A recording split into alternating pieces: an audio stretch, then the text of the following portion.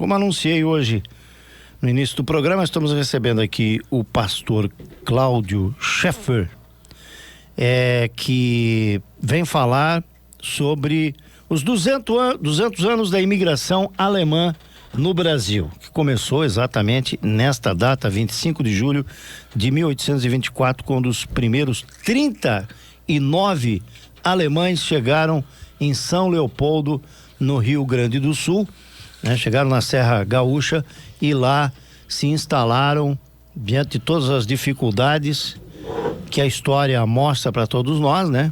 Assim como tiveram os alemães luteranos, católicos, enfim, que chegaram também aqui na nossa região em 1860, em Blumenau em 1850 e assim por diante, e que formaram essas comunidades, e principalmente a comunidade luterana.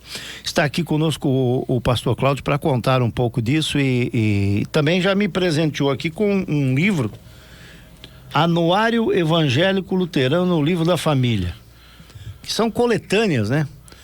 Bom dia, pastor, tudo bem? Bom dia, Dirley, bom dia aos ouvintes. É uma satisfação estar aqui conversando um pouco sobre esse tema tão importante. Esse anuário são artigos que são escritos para o ano todo, e também entre os artigos também tem ali um pouco da história dos 200 anos da imigração. Pastor, a história, eu acompanhei agora recentemente um documentário de um jornalista brasileiro germânico que é descendente de alemães que chegaram em São Leopoldo e também depois de outros que chegaram na sequência lá no... E ele fez um documentário para a Deutsche Welle.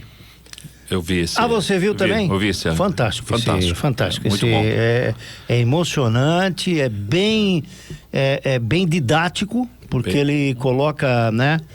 E é uma coisa que emociona a gente, você entender como é que esse povo conseguiu construir uma comunidade já saindo da dificuldade da Europa, das guerras napoleônicas, né, que já saíram de lá numa situação difícil, vieram para cá e encontraram a esperança, mas também com dificuldades, né? Exato. A história, voltando agora 200 anos na história, 1824, nós temos que ver o contexto que a Europa está vivendo, de guerras, de pobreza, de miséria, ainda com sistemas feudais, né, ainda presentes. A Alemanha não era ainda a República de Weimar, né, a República Alemã. Eram estados governados por senhores feudais chamados príncipes eleitores, e onde os impostos eram exorbitantes, abusivos. O povo não tinha condições de ter uma vida digna. E também tinha a questão da lei das heranças. Somente o filho mais velho herdava alguma coisa, quando tinha alguma coisa para herdar. E os demais, então, para poderem ganhar alguma coisa, se submetiam à escravidão praticamente, ou então entravam para o exército. Então o pessoal estava muito cansado com isso tudo e buscava oportunidades de vida melhor. Pouquinho antes disso, Dirley, né, só para ampliar um pouquinho mais o leque da história, já em 1700 houve migrações para a Ucrânia, para a Rússia.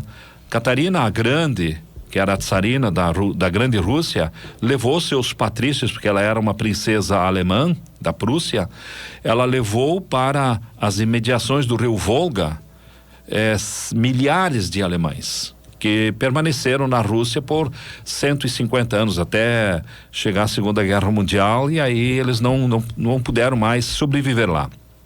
Foram mortos por Stalin. E qual era o objetivo sempre dessas migrações? O povo estava pobre, o povo estava passando fome, então buscavam oportunidades melhores. No Brasil, assim como na Rússia, os governantes buscavam pessoas para garantir as suas fronteiras. Esse foi um dos grandes objetivos dos grandes governantes, né? Para colocar praticamente escudos humanos, né? No Brasil nós tínhamos problema com a fronteira da Argentina e Uruguai, as guerras eram também constantes, e com o assentamento de populações europeias se garantiu que ali então tinha uma segurança maior para as fronteiras. Um outro detalhe é que no Brasil estava acabando a escravidão. O Brasil foi o último país a abolir a escravidão definitivamente. Definitivamente entre aspas, né? Mas enfim, quem vai substituir essa mão de obra? Então, como Leopoldina era austríaca, era europeia, ela conhecia muito bem o sistema agrícola do povo alemão, e traz então esse pessoal, principalmente de origem agrícola, para a subsistência, para a produção de alimentos no Brasil. Então, se estima que a partir de 1824 e nas décadas seguintes, migraram para o Brasil algo em torno de 300 mil alemães. Por que São Leopoldo? São Leopoldo, na verdade, não se chamava São Leopoldo. Isso foi uma homenagem que deram depois ao patrono da Áustria, o padroeiro da Áustria, por causa de Leopoldina. São Leopoldo, padroeiro da Áustria. Se chamava Feitoria do Cânhamo. Isso era um local onde Dom Pedro tinha seus escravos ali para produzir as cordas para os seus navios, para a Marinha Brasileira. E como desativaram a escravidão, essa feitoria ficou vaga, e ali então foram assentadas as primeiras famílias alemãs, que já vieram, entre essas 30 famílias, 30 e poucas famílias, veio um pastor luterano junto, pastor Borchardt. Ele vem junto para dar assistência a essa comunidade que está chegando da Europa para o Brasil. Veja que com a imigração alemã, claro que não vieram somente protestantes, vieram católicos também, mas o protestantismo desembarca definitivamente no Brasil. Embora que lá nos anos de 1600 houve a invasão holandesa em Pernambuco, que era de origem da Igreja Reformada. Os holandeses também não eram todos eles católicos, grande parte eram protestantes.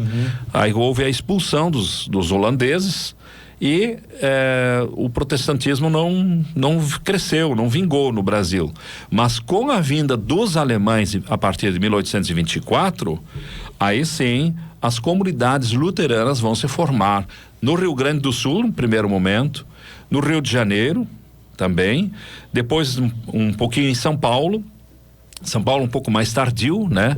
E Santa Catarina. Veja que a primeira leva, a chegada de alemães para o estado de Santa Catarina vai acontecer em 1829.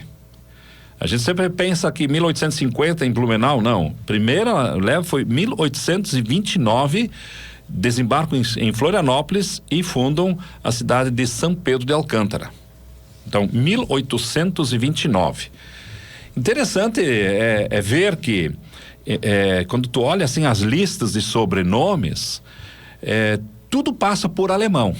Mas vieram noruegueses, vieram dinamarqueses, vieram suíços, inclusive muitos com sobrenomes franceses, Depré, Denouvet, Dematé, e outros que não me ocorrem agora, são sobrenomes franceses, ex-combatentes do Napoleão, que não voltaram mais para a França e acabaram casando com alemãs. Então nós temos sobrenomes de origem francesa por causa disso, também nessa imigração alemã. Assim uma miscelânea de pessoas da Europa que desembarcam aqui nas nossas redondezas, né? Blumenau, Brusque, São Pedro de Alcântara História bonita, né? É muito bonita. Ao mesmo tempo muito sofrido também, né? Sim. E esse pessoal vem trazer para o Brasil uma cultura que o português não conhece. O português só conhecia o latifúndio, né? E com mão de obra escrava. O alemão, assim como o italiano, o polonês, eles têm o minifúndio. Então a agricultura com base familiar. E aí começa a ter uma outra produção e uma outra economia no Brasil. E isso faz com que o desenvolvimento aconteça. Juntamente com o agricultor, que eles saem da região do Palatinado, da região da Renânia, do Hunsrück, né? Muitos, então aqui em Brusque já vieram mais do norte, da região de Hamburgo para cima, da região de Schleswig-Holstein, por isso que nós temos aqui Holstein, né? E esses nomes bem típicos do norte. Nós vamos percebendo assim que de todas as partes da Alemanha vão vindo gente para cá. E aí vem também a imigração de origem católica, mais do sul, da Baviera, né? Por exemplo, então os assentamentos vão acontecer não misturados. Por exemplo, Guabiruba é um assentamento de alemães de origem católica, né? Enquanto que Pomerode, por exemplo, vai ter um assentamento de alemães tipicamente, unicamente protestantes. No Rio Grande do Sul a mesma coisa. Nós temos cidades como Santo Cristo, Boa Vista do Buricá, são assentamentos de alemães católicos, enquanto que Santa Rosa já de assentamentos de alemães luteranos, protestantes.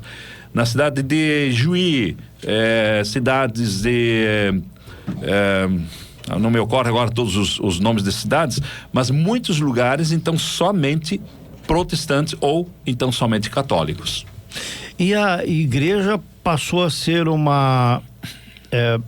hoje a gente fica observando por que igreja tinha hospital e por que tinha escola. Porque nesse início o governo não foi assim tão... não teve tanta palavra assim com os imigrantes, né? Acabou falhando em algumas coisas, e uma delas era isso, a questão da escola e também a questão da saúde. Por isso a presença de pastores e até de pessoas que trabalhavam com curandeiros, enfim, gente que tratava da saúde mais doméstica, né? Mais aquela de família, né? Mas eu quero falar exatamente disso, das escolas, a importância que teve a educação através da igreja luterana para as famílias alemãs que se instalaram tanto lá na região de São Leopoldo, como aqui também na nossa região, né, pastor?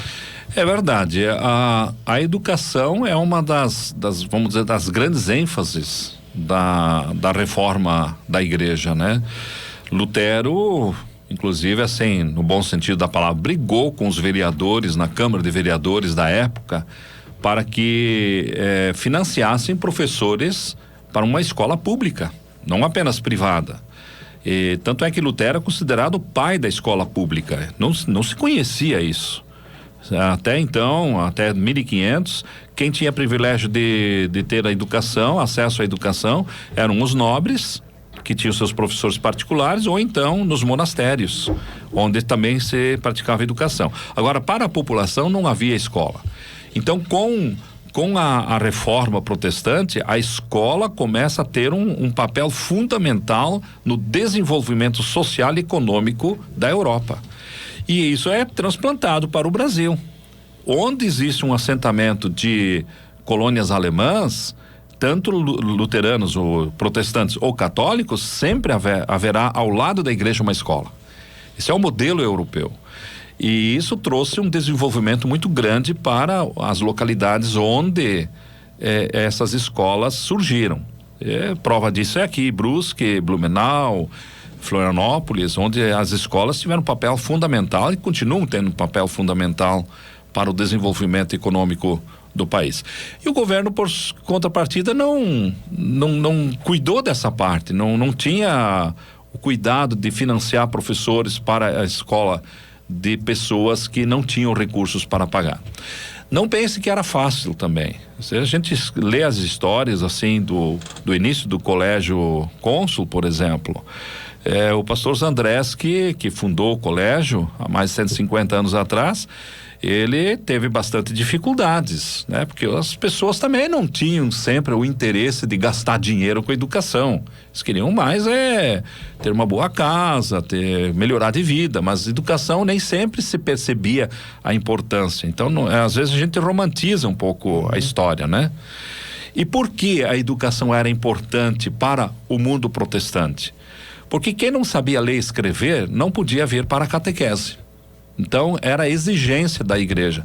para fazer a catequese, para se preparar para a confirmação, que na Igreja Católica então seria a crisma, tem que saber ler e escrever. E isso foi o fator determinante para que as famílias investissem na educação dos seus filhos. Então, eles tinham que aprender a ler e escrever para poder ler a Bíblia, para poder estudar o catecismo.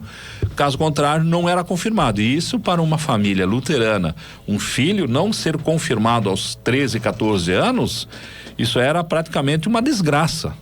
Então, as famílias se mexeram para mandar seus filhos, pelo menos, para ter uma educação básica. Foi muito importante na época. Pastor, você falou que o início em Santa Catarina foi por São Pedro de Alcântara, sim, na Grande Florianópolis. 1829. Aí passaram no meio da colônia soriana. Exato. Aí atravessaram e foram para cá. E aí, a partir do momento que chega no Vale do Itajaí? Vale do Itajaí começa em 1850, em Blumenau, 1860 Brusque, e aí vai acontecendo, né? A imigração vai trazendo sempre pessoas novas, né? E como te falei, foi aproximadamente algo em torno de 300 mil nas décadas a partir de 1824, e depois nós vamos ter uma parada, né? E aí depois da primeira Grande Guerra Mundial vem uma nova leva de imigrantes. A partir de 1910, já no século XX, 1910, principalmente 1920, vem muitos alemães de novo para o Brasil, mas aí já com uma qualificação profissional diferente, já vem com tecnologia. E eles vão alavancar bastante a indústria têxtil, enfim, a indústria metalmecânica também aqui na nossa região.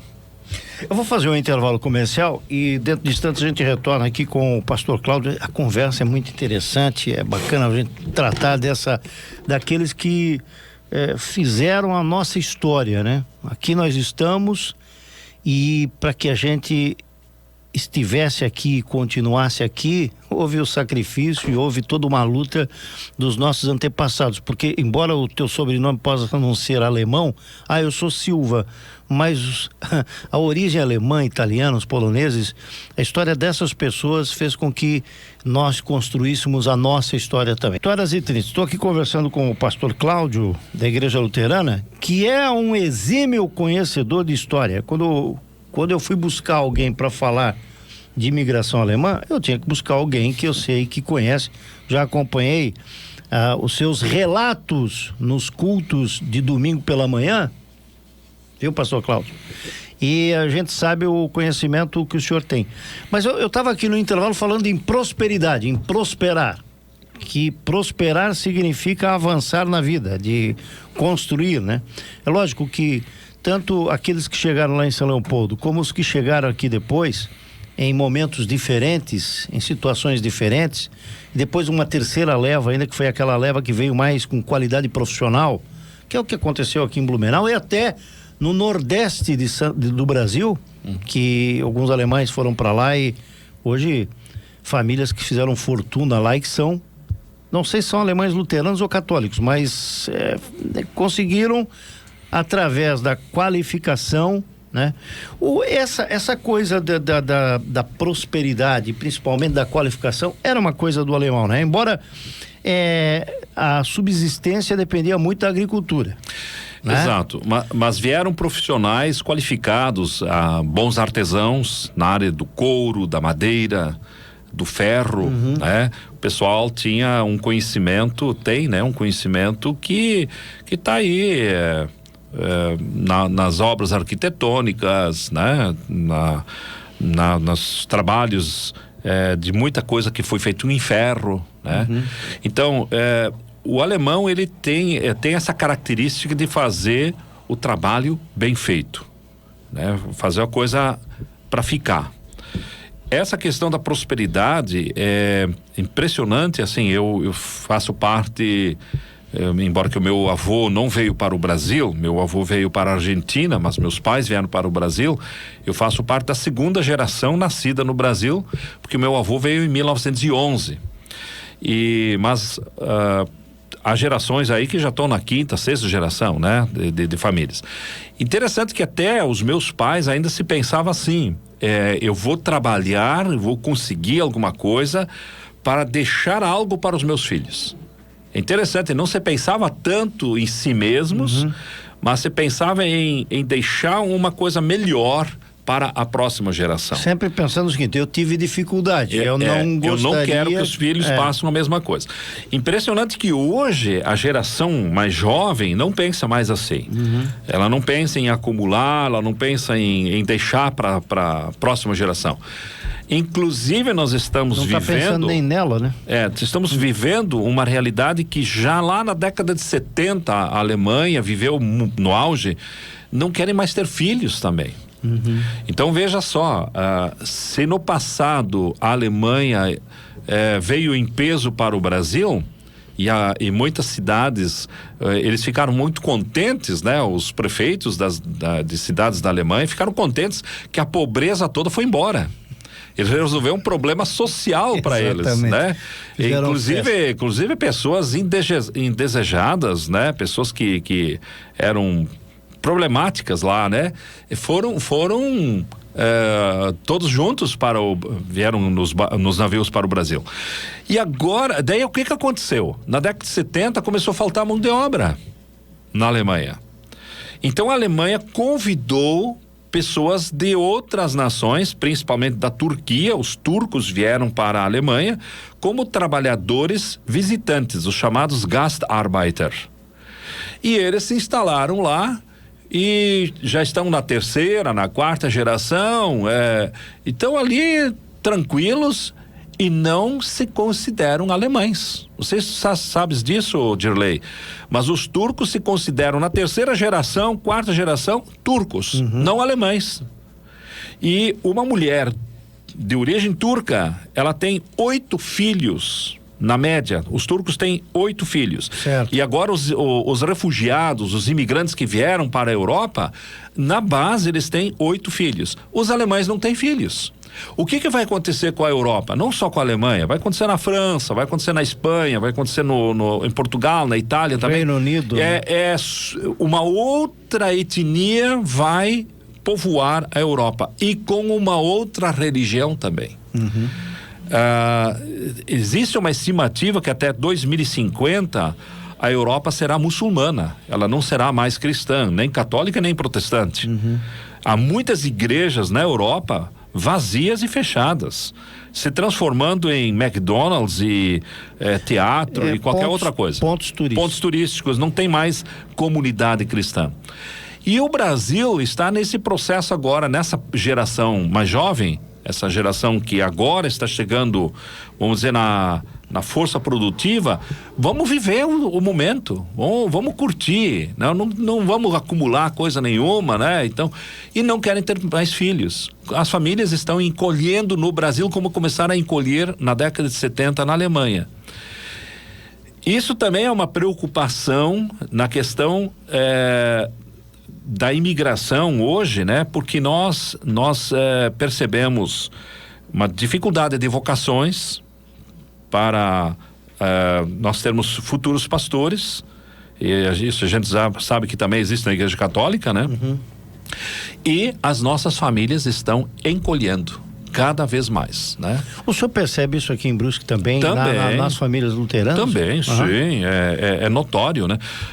Mas não anos atrás não passava um mês sem batismos. Mas não seria... Nós agora já tivemos esse ano 2 meses sem nenhum batismo. Mas não seria por questões econômicas, pastor? Principalmente a opção econômica? São vários fatores, né? Mas o fato é que eles não têm mais filhos, né? Você tem é muito raro você encontrar hoje um casal jovem com 3 filhos. É raríssimo. Mas os turcos, os imigrantes na Europa, não pensam assim. Não temos dificuldade econômica. Não, eles não estão pensando assim. Eles têm 8 filhos. Até porque também eles exigem do Estado, né? Lá, tem 8 filhos, eu quero que o Estado está acontecendo também. Nesse momento, esse ano, o Paraguai recebeu mais de 3.000 imigrantes alemães que foram definitivamente morar no Paraguai. Porque eles não aguentam mais a carga tributária e não aguentam mais as exigências dos governos, porque eles estão praticamente tolhidos da sua liberdade, segundo eles comentam. e estão procurando outros lugares para viver uma vida mais feliz. Eu li a respeito, é verdade. E então, mas voltando um pouquinho na história, Dirley, chega ali no final do século XIX, início do século XX, mais no final do século XIX, não haviam pastores suficientes para a demanda das comunidades que iam surgindo no Rio Grande do Sul. O que a igreja luterana faz? Não se dizia igreja luterana. Até então se falava assim, a igreja evangélica. Certo. Hoje, evangélico ficou um rótulo para tudo que não é católico, né? Certo. Mas então vamos falar, os luteranos, especificamente. Eles não têm pastores suficientes na Alemanha para mandar. As faculdades não conseguem suprir essa demanda, então eles apelam para a imigração que foi para os Estados Unidos. No início do século XIX, muito mais imigrantes alemães foram para os Estados Unidos do que para o Brasil. Uhum. E eles já estavam estabelecidos lá nos Estados Unidos, com as suas comunidades, com filhos nascidos nos Estados Unidos, de origem alemã e já com formação no Ministério Pastoral. Então eles entram em contato com o Sínodo de Missouri, no estado do Missouri, e pedem pastores de origem alemã para virem suprir a demanda aqui no Brasil. Esses pastores vêm para cá, mas eles têm uma ênfase teológica diferente da ênfase teológica das faculdades alemãs. Eles são mais fundamentalistas, mais ortodoxos lá nos Estados Unidos. Certo. Quando eles chegam no Brasil, eles entram em conflito com os pastores de origem alemã, alemães, e eles alemães de origem norte-americana. Tanto é que por volta do ano de 1900 há uma ruptura. O grupo dos pastores de origem norte-americana, eles rompem com a igreja evangélica do Rio Grande do Sul e formam então uma outra igreja luterana. Então nós temos a Igreja Evangélica de Confissão Luterana no Brasil, de origem alemã, que é essa de Brusque. Que é essa aqui de Brusque. E aí nós temos a Igreja Evangélica Luterana do Brasil, a IELB.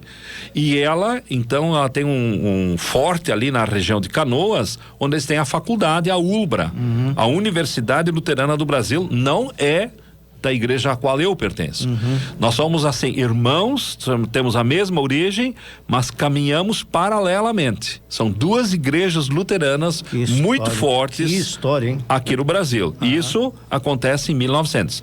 Por conta dessa necessidade, né? Há uma demanda muito grande. Certo. E aí então esses pastores vêm e fazem uma nova igreja. Além disso, nós temos outros grupos que ficaram assim por um período de uns 30 anos ou mais, 40 anos sem pastor. Isso aconteceu muito nas colônias do Rio Grande do Sul. Então, quer que supria a questão espiritual? Então, a pessoa um pouco mais letrada da comunidade, eram colonos também, sabia ler, sabia escrever, era escolhido para ser o professor das crianças e ao mesmo tempo fazia o papel de pastor. Eram os chamados, tem um termo que eu não gosto muito, mas na história eles são rotulados de pseudo-pastores, uhum. Mas na verdade eles são pastores, só não com uma formação acadêmica e não são ordenados. E esses grupos, alguns não se uniram depois aos sínodos. São chamados de igrejas evangélicas luteranas livres. Por exemplo, lá na região de Pelotas e São Lourenço, existem várias dessas comunidades. E elas sobrevivem até hoje dentro desse sistema onde não existe uma conexão entre eles, assim como existe conosco. Ultimamente eu soube que eles andaram se unindo e formaram a Igreja Evangélica Luterana Livre, uhum. Mas não tem uma conexão oficial com a formação que nós temos. Então isso também são realidades da imigração e das dificuldades dos primeiros momentos lá no século XIX. Eu gostaria de ficar mais tempo, mas eu sempre digo, o adversário nosso é o tempo, lamentavelmente. Eu quero que, rapidamente, pastor, nós teremos aí, e vamos voltar a esse tema aqui, dia 9 de agosto, nós teremos a partir das 19 horas, R$40, marmitas a partir das 18 horas, a 26ª polenta com galinha, Rodrigo Santos. Só que é italiano. Esse é Em italiano. prol da Tudo construção certo. da Igreja Evangélica de Confissão Luterana da gloriosa, maravilhosa São João Batista. São João não conta com nenhum tipo de... É interessante, né, essa história. Veja por que existe... No centro de Brusque vai ser esse evento. Essa comunidade luterana em São João Batista é assim um fato pitoresco, né? Quando houve a crise calçadista em Novo Hamburgo e toda a região ali... Vieram pra cá. Né? Vieram para a região de São João Batista, que é uma região calçadista também. Gaúchos, e por esse motivo. Aí também tem catarinenses, né? A comunidade é pequena, são as 30 famílias, e nós estamos aí lutando para a construção do primeiro templo. Não será assim um templo majestoso como nós temos aqui, mas assim no estilo de uma capela, mas um lugar bonito para as celebrações. Já tem local lá? Já tem o terreno, já está preparado. Onde é que vai ser o terreno? Agora tu me pergunta demais. Na região central? Não, é num bairro. Será que Pedroca andou doando terras? Não, eles tiveram que comprar a terra. Compraram tá bom. Com muito sacrifício, né? Tem uma igreja luterana em Meia Praia, Itapema, na rua 318. Exatamente. Eu já fui vizinho ali, eu saí dali e fui para 310, mas na rua 318. Aí eu, quando estava caminhando lá, eu cansei de encontrar Beto Stack, que ia lá. Os brusquenses vivem lá. Muito na praia. Muitos luteranos aqui de Brusque, Guabiruba. Esse é o fenômeno do litoral, né? Uma igreja muito bonita, de que você passa próximo de uma Inclusive, escola. as terras pertenciam à dona Renate Pastor. Isso. Ela fez a doação das terras, né? E aquilo lá se desenvolveu, prosperou, né? Esse evento vai ser então Mas vamos prestigiar essa polenta com galinha, né? Ali É muito gostoso. Vai ser na quadra esportiva aqui da comunidade do centro. Vamos, né, Rodrigo? Dia 9 de agosto. O Centro Evangélico. Mas, Dirley, deixa eu só dizer uma coisa ainda. Hoje, ao meio-dia, o sino vai dobrar durante 3 minutos e meio. Vai dar 200 badaladas para marcar os 200 anos. Isso está acontecendo em todas as igrejas luteranas no Brasil. 3 minutos e meio para que consiga ter 200 badaladas. Para marcar os 200 anos. Marque isso.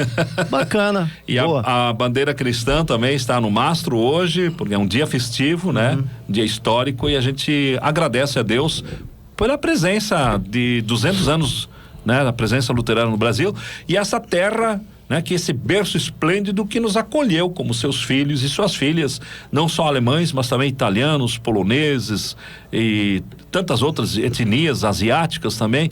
O Brasil é um país fantástico, né? É verdade. O brasileiro é um cidadão do mundo. É verdade. Tu chega em qualquer parte do mundo, brasileiro com cara de asiático, brasileiro com cara de alemão, brasileiro com cara de afro, é brasileiro. É brasileiro. É Brasil é multicultural. Pastor, muitíssimo obrigado. Foi um prazer conversar contigo, Dirley, e com os teus ouvintes. Grande abraço.